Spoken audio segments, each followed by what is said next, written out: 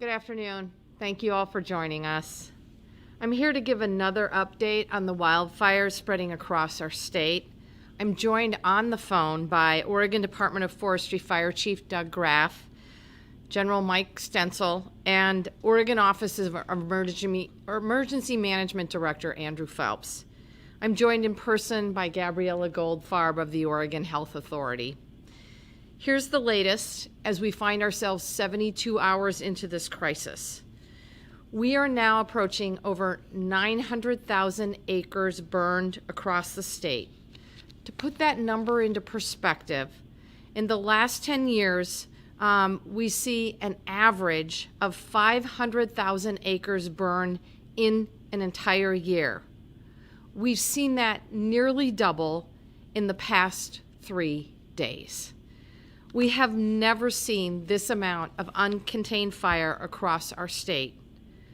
We know that there are fire-related fatalities, and as soon as we are able to provide confirmed information, we will do so.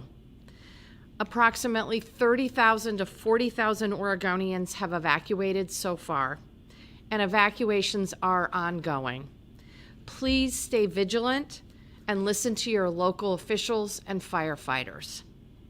Please visit wildfire.oregon.gov or your local emergency management agency's website for the latest updates in your particular community. If you are advised to evacuate, please do so immediately. You may not get a second chance. We now have 10 incident management teams managing fires across Oregon. Firefighters continue to work around the clock, putting their lives on the line to save others. They're joined by National Guard members, Army Corps of Engineers, and Red Cross volunteers conducting life-saving evacuations, completing structural assessments, and providing food and shelter to those in need. Their efforts are nothing short of heroic. Today marks what we hope is the final day of the wind event that put us in this urgent fire situation. But unfortunately, the weather system is not yet giving us a reprieve. My teams are telling me that while wind dynamics are changing, we are now facing unstable air conditions that continue to make response efforts very, very difficult. These weather dynamics are creating unpredictable movement of the fires across the landscape. While our state reels from this horrific firestorm of dry weather, hot wind, and drought conditions, this will not be a one-time event. Unfortunately, it is the bellwether of the future. We are feeling the acute impacts of climate change. We are seeing its devastating impacts in Oregon, on the West Coast, and frankly, throughout the entire world. Today, you'll be hearing from Fire Chief Doug Graf with a fuller report, but in the next day, we hope to be able to transition from our focus on evacuations and saving lives to a focus on firefighting and containing the fires directly.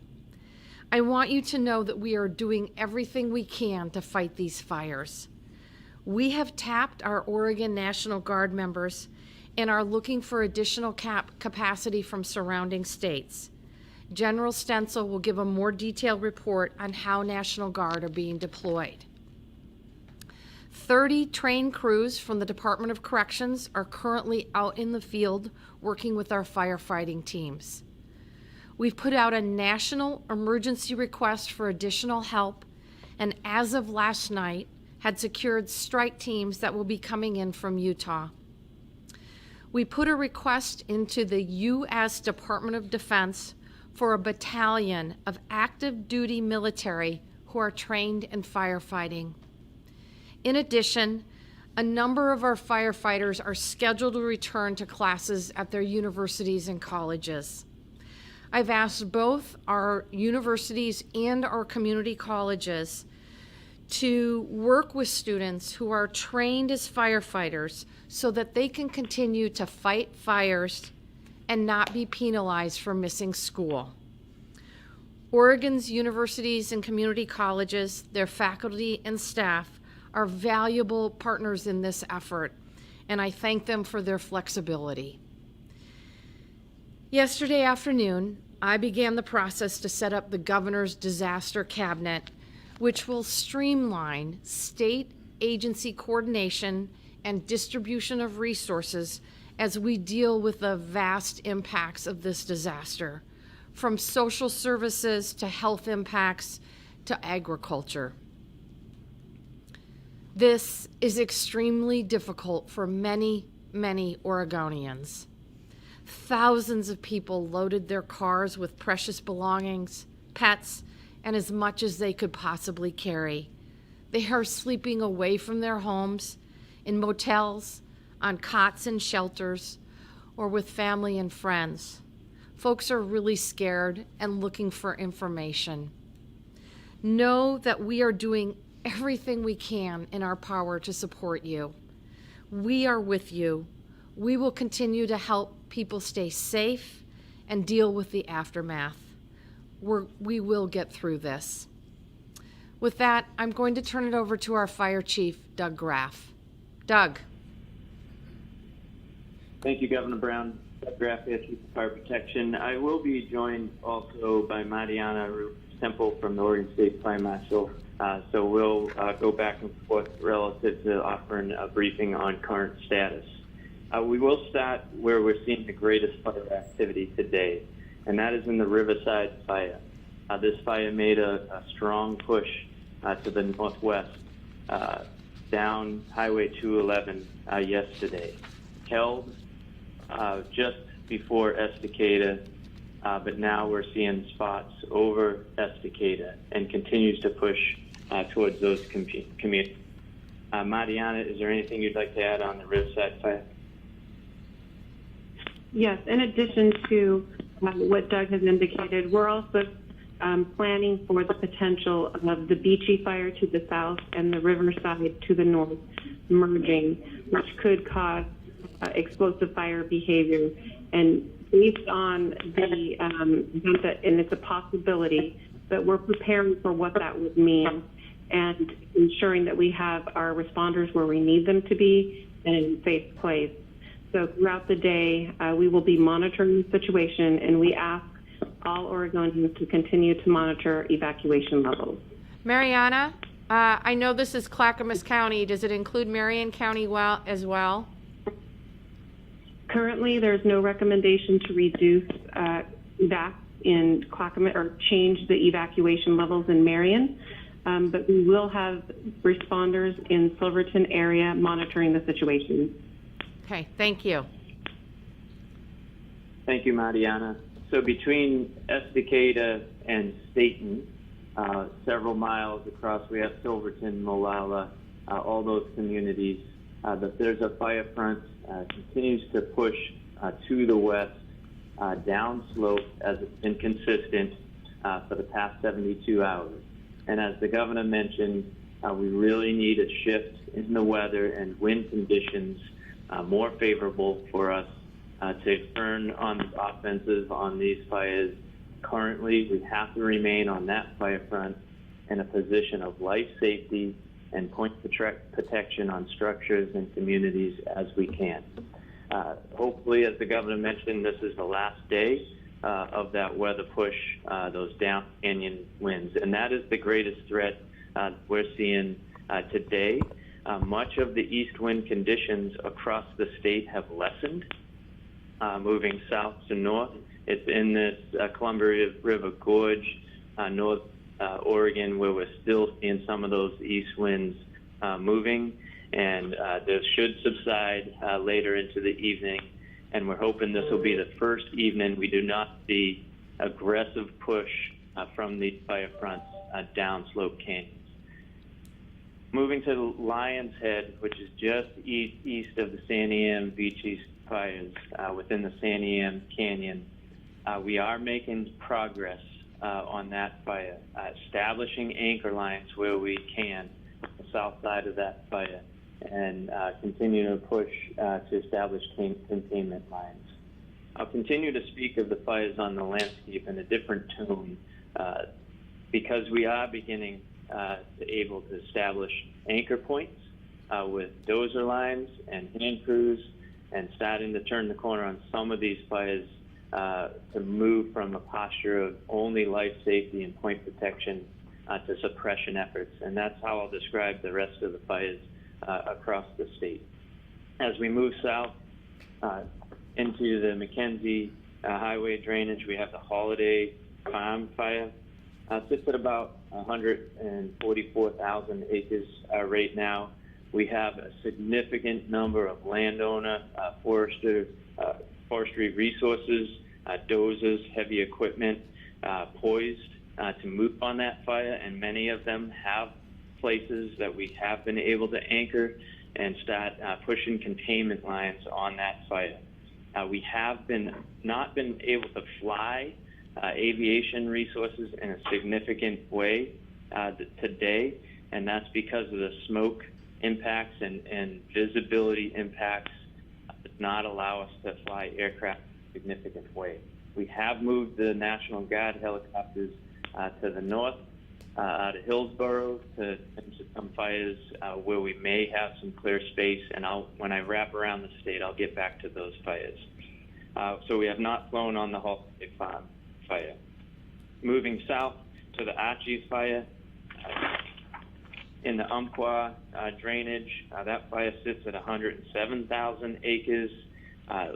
Not quite as successful relative to moving on suppression efforts on this fire. Still pushing us a bit, but we are moving the right resources in there. So as the weather turns, we can work. I expect some good work on both of the two fires I just mentioned, the Holiday Farm and the Archies fires, this evening, because we will continue to have night shifts where we traditionally can do good work on containment, heavy equipment, and crews. So I expect us to be able to do some of that this evening. Also, some good progress. 242 fire, north Klamath. We've had established containment lines get pushed for the last couple days, and we have lost some containment lines there, and then reestablish them in the evenings of the next day. Again, landowner resources, heavy equipment involved to support that effort. Continuing to the west in the Ashland and Medford area, we have the Alameda fire and the Oberchin fire. On the Alameda fire, Oregon State Fire Marshal team has done an outstanding job to hold forward progress on that fire as of mid-morning, and I expect, given the conditions there, haven't had a brief for a few hours yet. I hope they've been able to hold that, and I'll turn to Marty in a second to talk to these two. The Oberchin fire, 20,000 acres, same condition. We have an interagency team on that one, and I think we've been making some progress relative to some containment lines.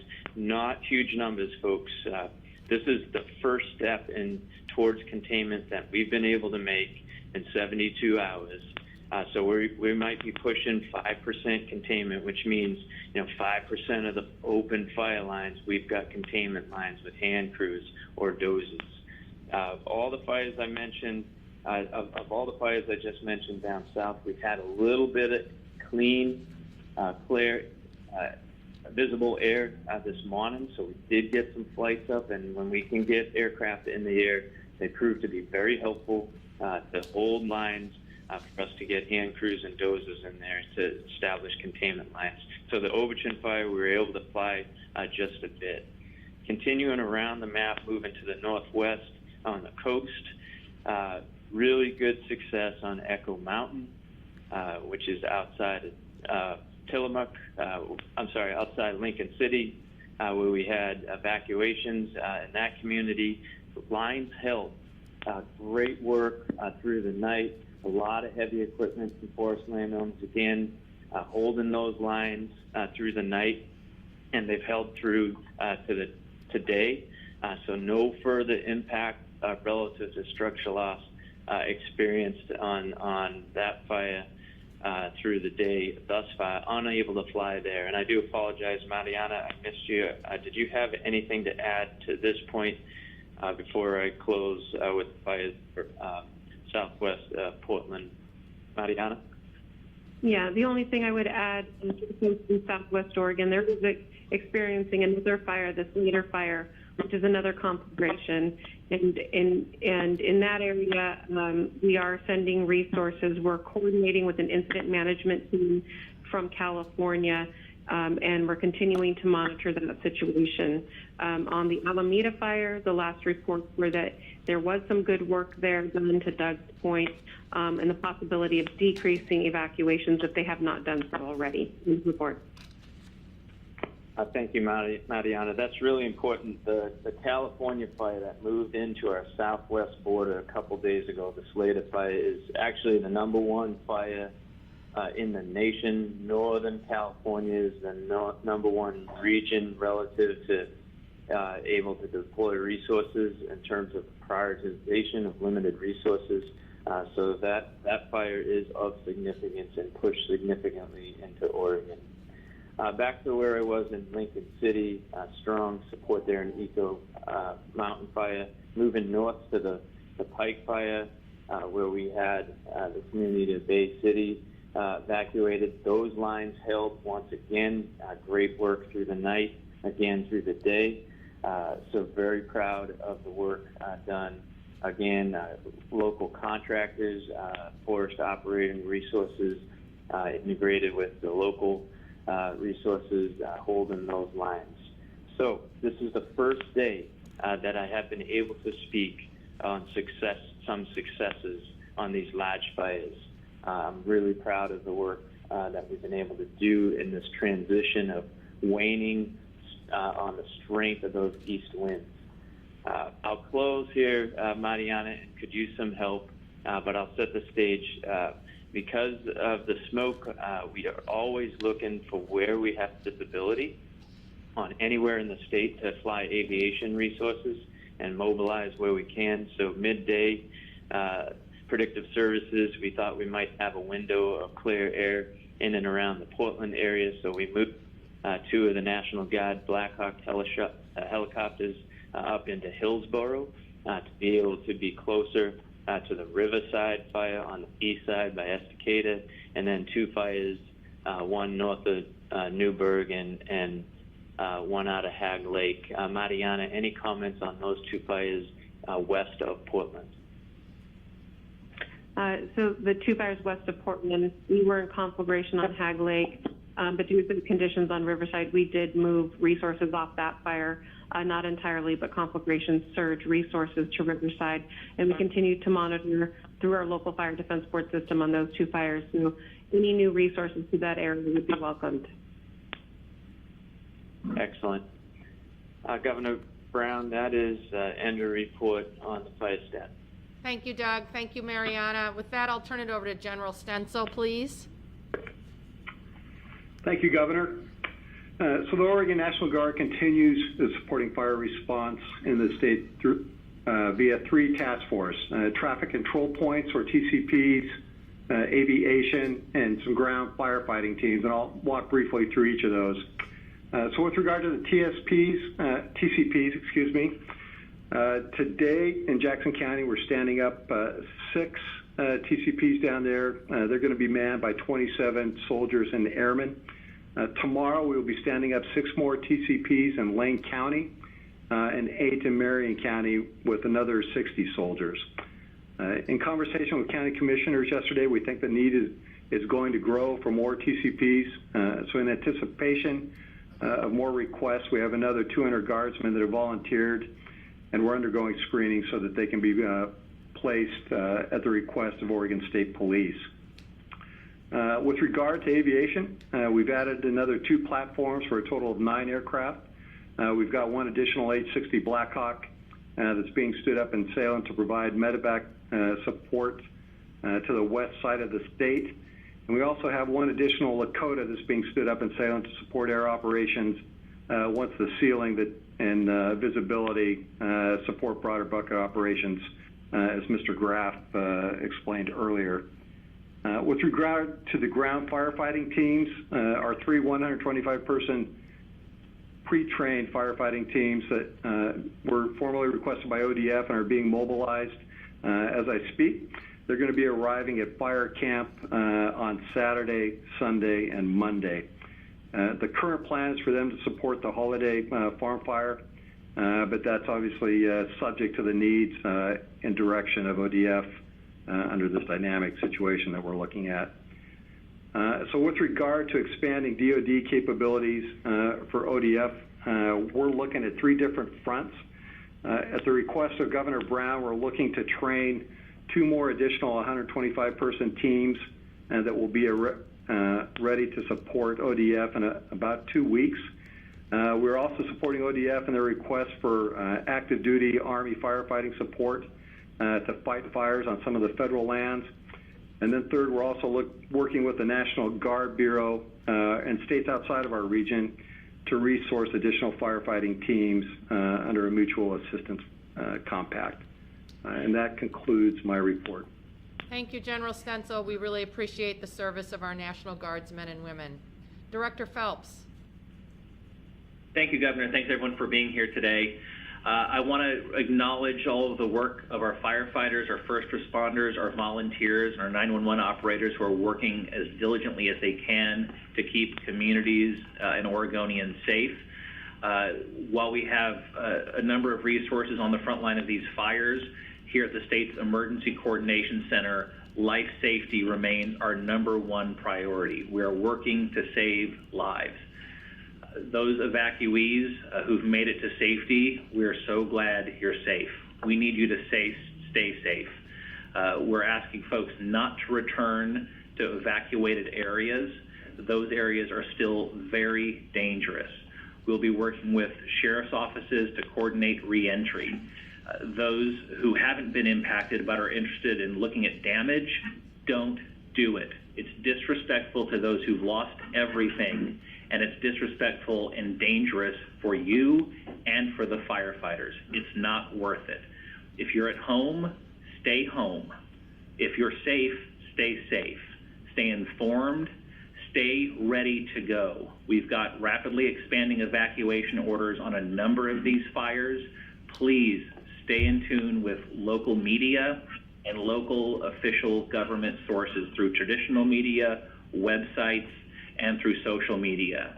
We also ask if you're home and you're safe, try to check on your neighbors, see if they need anything. Talk about evacuation plans. Do folks have vehicles or transportation out of the area if they need it? Help your neighbors. That's what Oregonians are all about in good times, and it's certainly what we're about during bad days like what we're experiencing now. If you have to evacuate, know where you're going to go and know what you need to bring with you. Regardless of your evacuation level, now is the time to plan. If you're at a level 3 evacuation, you just have to go. If you're at level 1 or level 2, have things loaded in your vehicles, medication, additional food, water. We're working closely with the Red Cross to ensure every Oregonian who has to evacuate has a safe place to stay the night. I also want to comment briefly on those who have evacuated. We're leveraging the Red Cross's Safe and Well registry. We're encouraging folks who've evacuated to register on that site to report themselves as safe and well. This will allow your friends and family to check on you that way, because we know a lot of folks, quite frankly, left without time to grab a cell phone or other technology to communicate. Leverage that system. We're also working on a statewide registry to report unaccounted for family members, people who may be missing during these wildfires. A couple of specific fires have set up fire-specific registries, and we're working to combine those to have that statewide picture. I'll close by mentioning resources. Resources across the board are spread thin. We heard Chief Graf and Deputy Fire Marshal Mariano Ruiz-Temple speak about the firefighting resource gaps. Well, we've got gaps in mass care, in communications, across the board. Everything that we need to respond, we need more. We're actively engaging with our partner states across the nation through the Emergency Management Assistance Compact. I want to acknowledge Utah for answering the call for help, but we're going to have more calls for resources from states within the West Coast and really, quite frankly, across the country. The governor's also made a request, as I believe she's briefed, for an emergency declaration. This will provide additional federal resources to support our operations. I do want to confirm that as of last night, FEMA has sent an incident management assistance team to be co-located here at the State Emergency Coordination Center to be that direct coordination with federal resources. And I need to thank the governor for her leadership on that. I also want to thank the Red Cross. They've made arrangements to surge additional national level resources to support mass care operations across the state. Folks, just to reiterate, stay out of evacuated areas. If you're home and you're safe, stay safe. Call 911 only in emergencies, and leverage resources like 211, the Red Cross websites, and other resource websites for fire information. Thank you. Thank you, Director Phelps. And before we go to questions, I just wanted to provide another update. I am being told that the evacuation zone in Clackamas County has expanded and now includes the city of Molalla. Please check with the Clackamas County Sheriff's website at www.clackamas.us/wildfires for full updated details. And with that, Nikki, I think we're ready for questions. Thanks, Governor. Just as a reminder for speakers using the conference line, please say your name to help assist with ASL interpreters. And then a reminder for the press, please press 0 for questions. And if you're having trouble accessing the line, please email us your questions. With that, we'll begin with Cale Williams. Hi, thanks for taking my call. This question is for Fire Chief Graf. I was hoping you could go into a little more detail about what type of fire behavior could be expected if the Riverside and Beachy fires were to combine. Yes. Thank you for the question. Doug Graf here, Chief of Fire Protection, Oregon Department of Forestry. I might rephrase that. I fully expect those two fires to combine. Given the place that they're sitting, given the full day and evening, I think where those east winds will continue to be present in that region, those fires are going to connect from my perspective at this point. The fire behavior we are experiencing now is what we'll continue to see until those winds subside, those downslope winds subside. I think this fire will continue to push towards Molalla, so that evacuations there was absolutely critical. We really need these winds to stop in order for the forward spread of those fires to stop.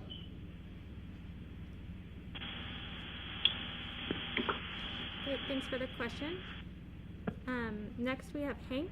Hank with Willamette Week, are you there? Yes, I am. Can you hear me? Yes. We can. Hello? We can hear you. We can hear you. Thank you so much. Thank you so much for taking my call. What are the odds that we see partial evacuation in Portland and in the metro area? Doug or Mariana, do either one of you want to take that one? Yeah, Doug Graf here. Mariana, I can give a little perspective on a push here with the fire behavior, and I think that'll drive where we go with evacuations. Currently, with that fire front, both on the Riverside fire and the San Am Beachy moving to the west, it's all going to be about these winds. I wish I could say exactly when those winds subside. If they do within the next half hour, we're going to hold the lines, and this should push into Molalla. If those winds sustain through the night, this could push another mile or two west towards 211. So it's hard to predict how far those will go in. The key element in that fire behavior and the risk is trigger points. When we know the fire gets to this point, given those consistent winds, we pull trigger points to cause evacuations ahead of the fire. So those are crucial, and there's great alignment with the State Fire Marshal, local fire resources, and the Sheriff's Office. And I'll turn to Mariana to speak more on the evacuation process. Yes, thank you, Doug. Currently, that is the conversation that is occurring now, is where those trigger points are. and when we would push them based on the fire activity that we may see today, all based on, to Doug's point, wind, how far it does push in that wind, and how far or how active the fire is when those two fires converge. So we had a brief meeting with both county sheriff's offices and both fire defense board chiefs on this very topic. We talked about fire behavior, potential, safety, and we've put a good plan together to ensure that not only our responders are prepared for this event and the community as well. Great, thank you for the question, Hank. Next, we have Claire. Claire with Statesman Journal, are you there? Yes, hi, thank you. I wonder if someone might be able to, at this point, even just give a rough sense of the damage caused by these fires, even if it's just an estimate. Thank you. Claire, this is Governor Brown. As I mentioned yesterday, this is unprecedented weather conditions have created a historic fire situation in Oregon. I expect that it will take several days, weeks for us to fully estimate the damage. But we are asking everyone right now to be focused, our firefighters, our National Guard, our Army Corps, our Red Cross, to be focused on saving lives. Thanks, Claire. Next, we have Gary Warner from Eastern Oregon.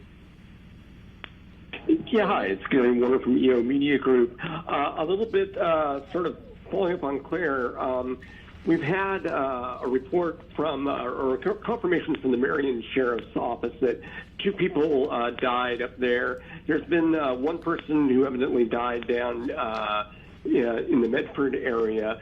Are you getting any sort of sense of the scope of possible fatalities and casualties? Are we talking handfuls, dozens?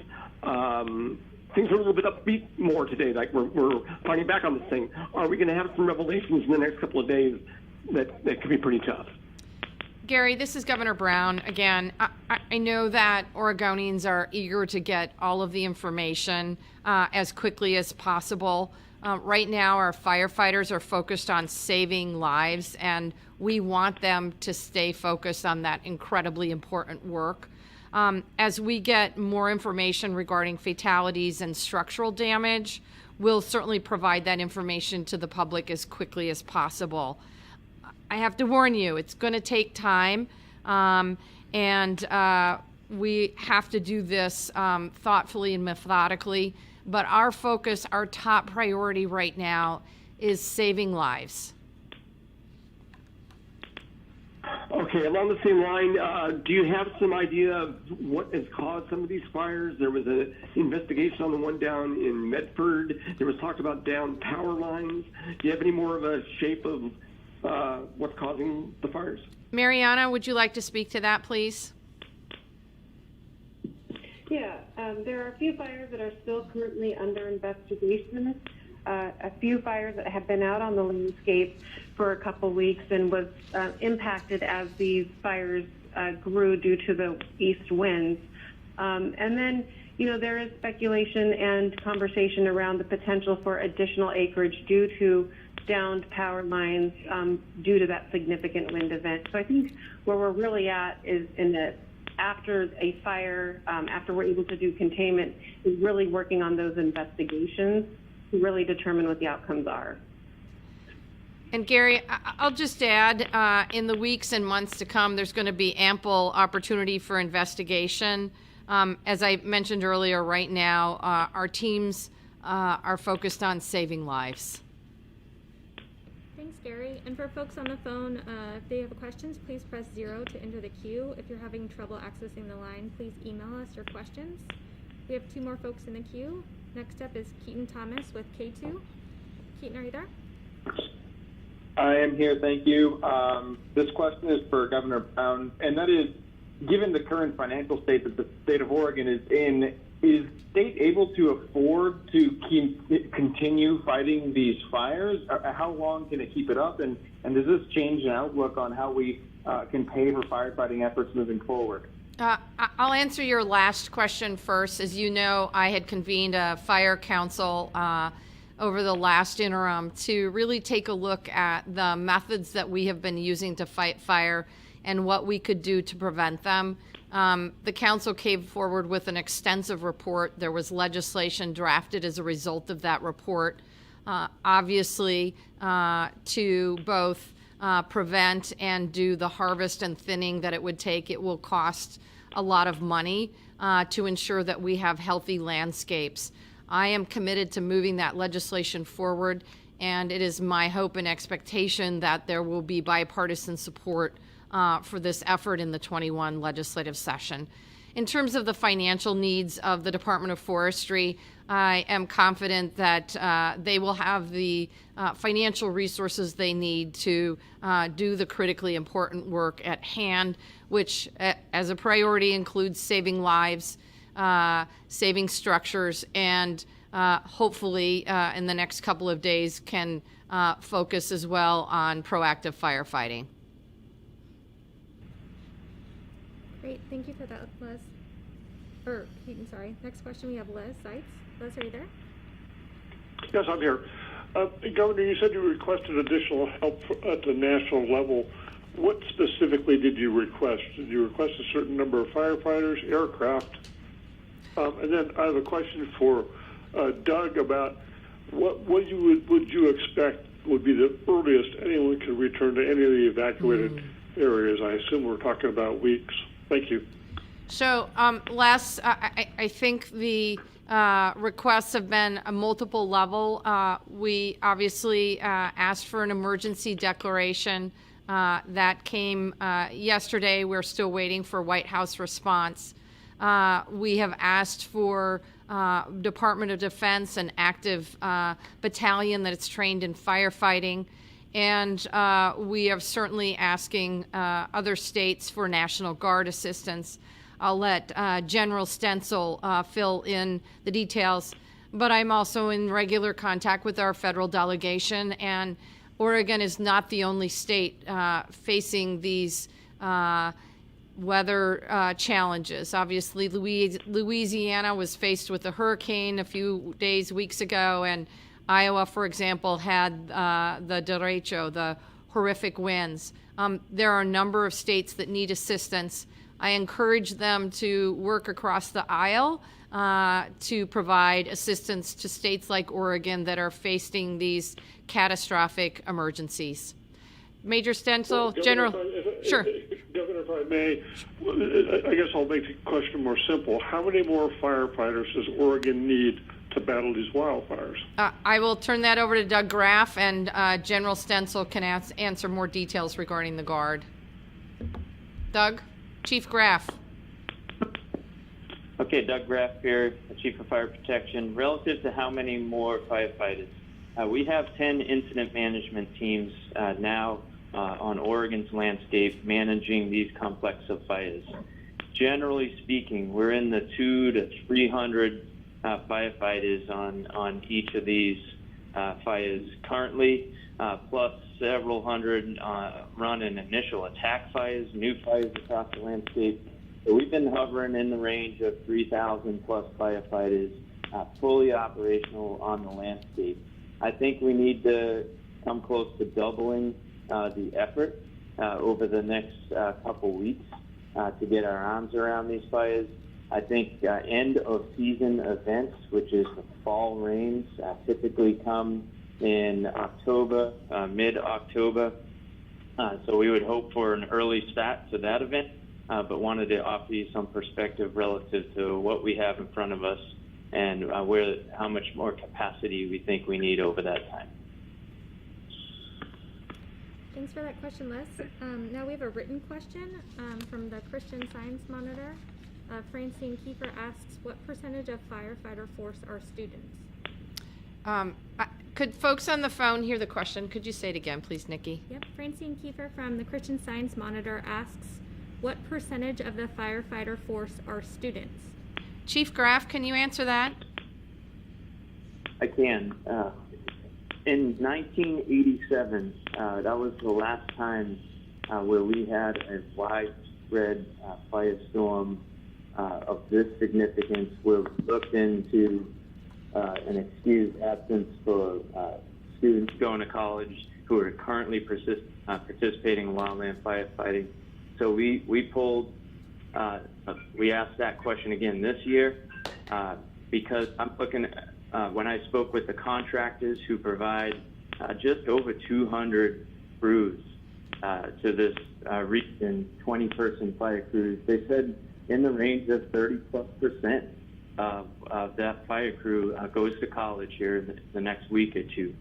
So we were looking at Bill Challenge to sustain those contract crews who are professional firefighters, many who've been fighting fires for many years, and we put on the front lines.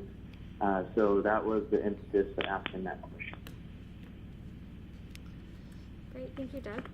And our last question that we have is Pat Doris. Pat, are you there? Yes, I am.